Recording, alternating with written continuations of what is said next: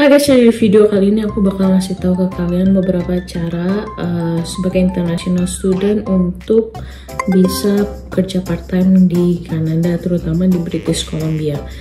Nah, seperti yang kalian tahu, international student itu berhak untuk kerja part-time di Kanada.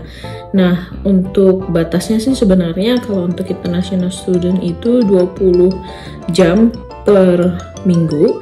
Tapi as per November 15 nanti, jadi 15 November mendatang, international student itu bisa kerja lebih dari 20 jam per minggu. Nah, itu peraturan baru dari pemerintah, tapi itu nanti November 15. Nah, apa sih sebenarnya jenis pekerjaan yang bisa dilakukan oleh international student? Nah, international student itu kan sebenarnya terhitung sebagai full-time student.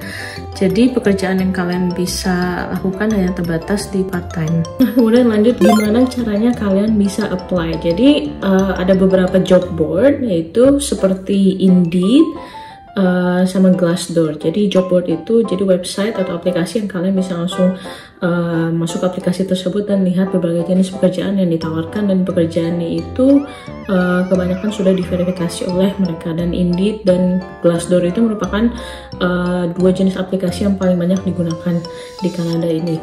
Terus kemudian cara lainnya itu kalian bisa langsung daftar di website perusahaan. Biasa di website perusahaan itu ada bagian career. Nah, kalian tinggal klik di bagian career itu, nanti kalian tinggal ikuti petunjuknya untuk langsung daftar di website perusahaan.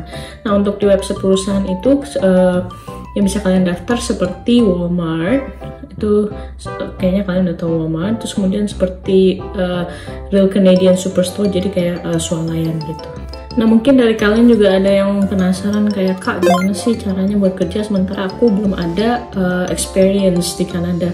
Nah, kalian bisa masukin experience yang kalian pernah lakukan di Indonesia. Jadi kalian tinggal masukin di resume, atau ada beberapa jenis pekerjaan yang entry level, seperti misalnya kalian sebagai cashier or sebagai merchandising associate, yaitu associate yang sebagai merchandising. Nah, itu biasanya mereka ada tulisan di job boardnya itu no experience needed. Jadi kalian benar-benar nggak perlu experience. Jadi kalian bagi kalian yang belum punya experience, nah kalian bisa langsung nggak perlu khawatir karena job tersebut gak butuh experience. Nah, berapa sih upah minimumnya atau minimum wage? Nah, untuk di British Columbia sendiri itu minimum wage-nya itu kalau sekarang per hari ini 2022 itu $15.65.